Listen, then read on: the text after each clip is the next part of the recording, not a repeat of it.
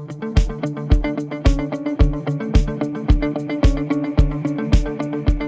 everyone, and welcome along to another very special broadcast. Today, we are supporting you through COVID-19 with our series of special interviews with key industry operators from right across the world. Today's interview is brought to you by our friends at Tribe Team Training. Now, for something very special today, I have not one, but two special guests joining me. I want to say a very warm welcome to the co-owners of Lady Strong Fitness, Brittany Welk and Marciea Allen. Brittany and Marciea, welcome. Hi, Hello. Thanks for having us. Yes. I am thrilled to welcome you along, and I know that you have been very active throughout COVID-19. There's been a lot going on with Lady Strong Fitness. So let's first just set the scene and give everyone a little bit of an understanding about your business. Brittany, tell us about Lady Strong Fitness. So we're a fitness studio exclusively for women. We're in Chicago, Illinois, outside of Chicago, in the United States. And we've been open, we're in our 4th year of business right now.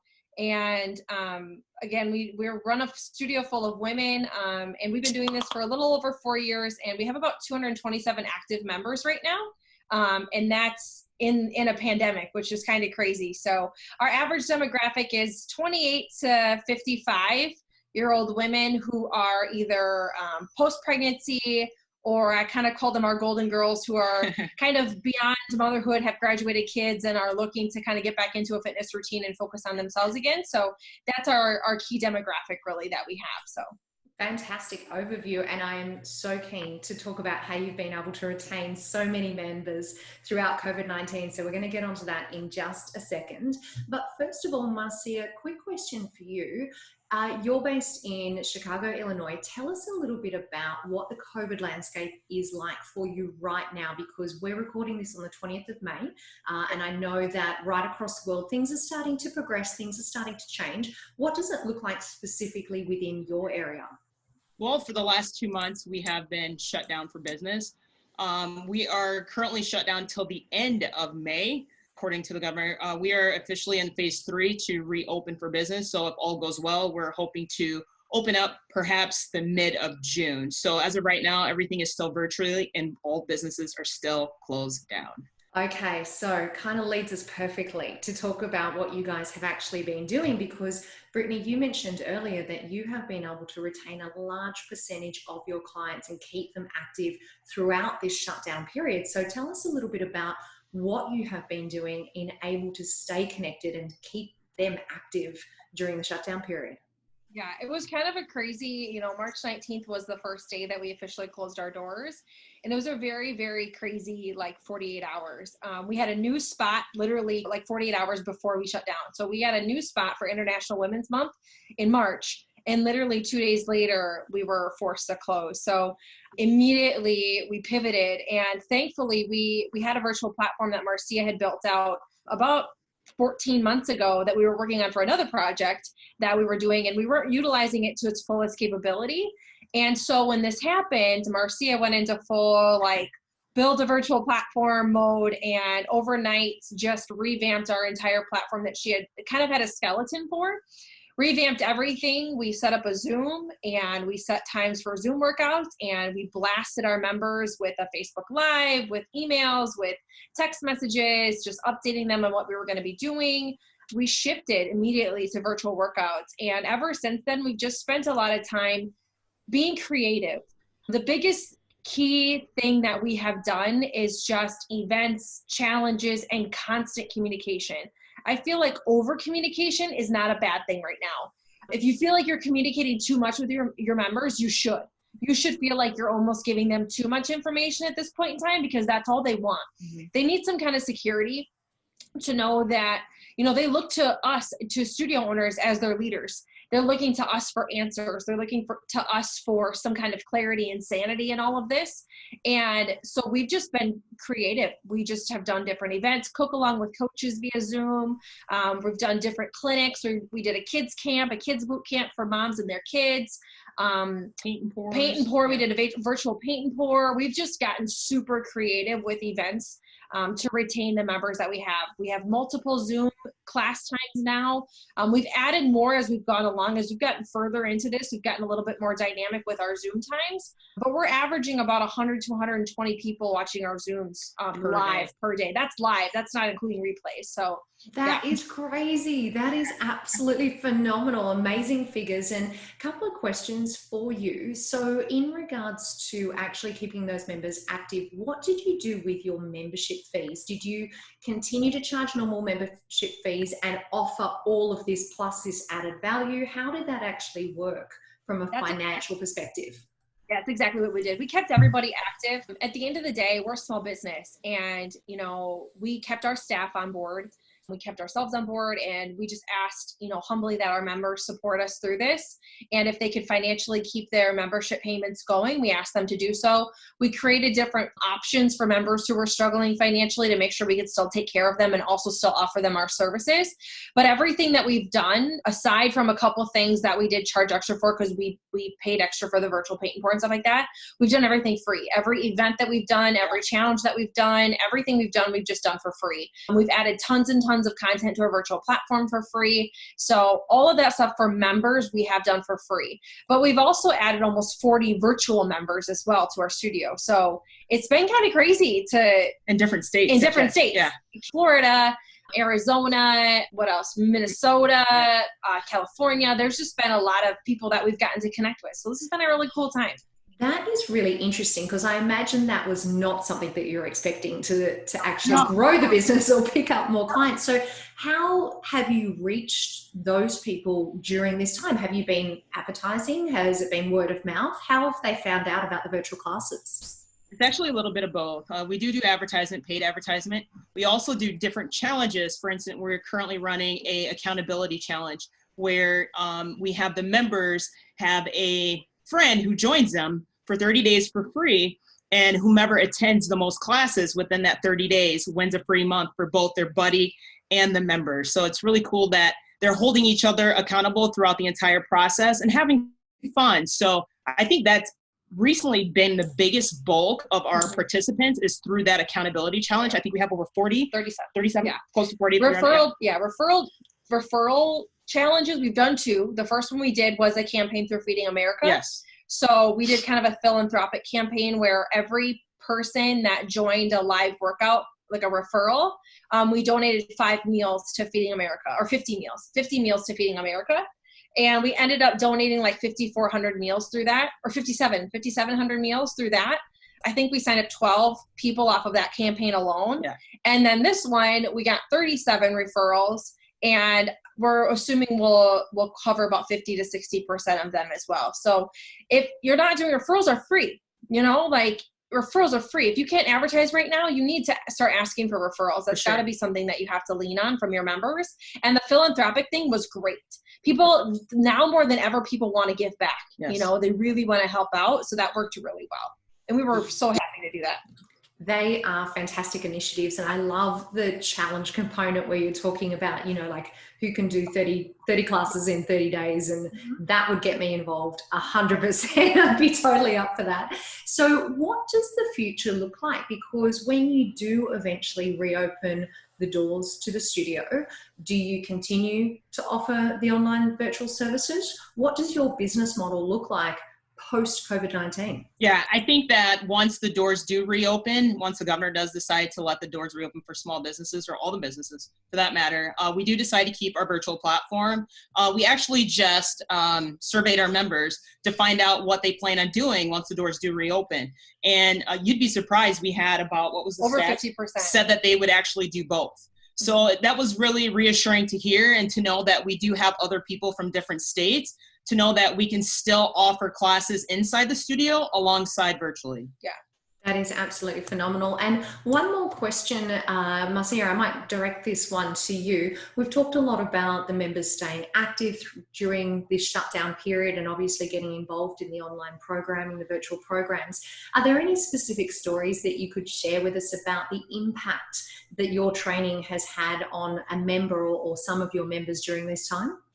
Yeah, the first one that comes to mind, we do have a member who's been with us for almost 2 years now, and she's actually a retired nurse as of 2 weeks ago. And she just recently found out after she retired that she had Like the day after. Yeah, literally diagnosed with the COVID-19. And what kept her active was the Lady Strong virtual workouts, just to keep her mindset in a positive frame. And it's just nice to know that we're there for them, not only us as owners, but even the members, knowing that it's just reassuring. She's just extremely happy. Yeah, that is such a beautiful story. Any others that you wanted to share? We did have one other. We actually had two members that were diagnosed with COVID, and the other one is just coming back as well and getting back into the swing of things. So I think those are two like big ones, because it seems like a death sentence sometimes just because of the media and the news and everything like that. So to be able to share the positivity that came out of that for those two women was really, really cool for us. Through the macro shred challenge that we're running right now. So we're doing a macro challenge. We've done it. This is our second round. We're in our second round right now. But people were losing like 8 to 10 pounds in a month, just being at home in quarantine, doing virtual workouts, eating the things that they wanted to enjoy, and it's been so cool to see, like, this whole time we've been preaching, like, listen, we want to help you come out of this better than you came in. Like, that is our goal. That is our mission. That is what we want to help support you to do, is that you're going to come out of this stronger, fitter, healthier, and better than when you went in. And so far, that's what we've really been able to do. And I think that that's just a testament to our community and the support that our members have shown us, and that we have shown our members. Mm-hmm. You know what? I definitely agree. I think it's a testament to your community, but it is also a testament to you as business owners to continually reinforce that message with them during a time that they need to hear it so much. So congratulations to you both on the tremendous work that you've done to keep your members active and to also reach new members during this time. So we've talked a lot about retaining those members and the activities that you have done during the shutdown period. So Brittany, to finish off with our Keep Me Fit Inspiration today, do you want to share with us your number one tip as a business owner and operator for how operators out there can retain their clients during challenging times? I think the biggest thing I would say is that you have to stay creative, and you can't ever just be the person that's going to wait and see. Don't be the owner that waits and sees what happens. Be the person that gets ahead of this, that gets creative, that keeps your members engaged. Understand that you will likely work harder now than you do when your studio is open, because it is difficult times, and it's challenging you mentally, it's challenging you physically, it's challenging your staff, but you have to be willing to step up to that challenge, because when you as a leader step up to those challenges, the community will thrive on that alone. When they see you really rise to the occasion, and they really see that your staff and you really care, they will want to rise with you, and they will want to support you along the way. And I think that's been the key for us, is that we've risen to the challenge, and we're going to continue to rise to the challenge through this, and our members are going to rise with us. And that's just how a community works.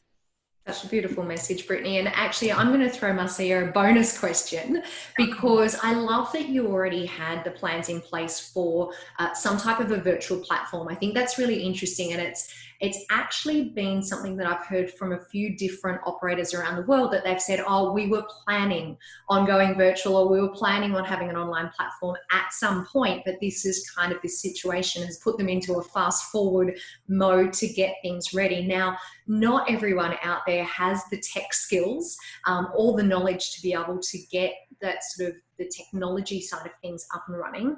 For the people out there that don't have that skill set in-house within their business, what would you recommend that they do in order to get themselves tech ready in the event that we do have a second wave, or in the event they find themselves in some sort of a challenging situation in the future where perhaps they do need to shut the doors again? How can they get tech ready and just get prepared? My advice to them would be, first off, don't waste time that you're not good at doing something. You want to delegate that task to someone.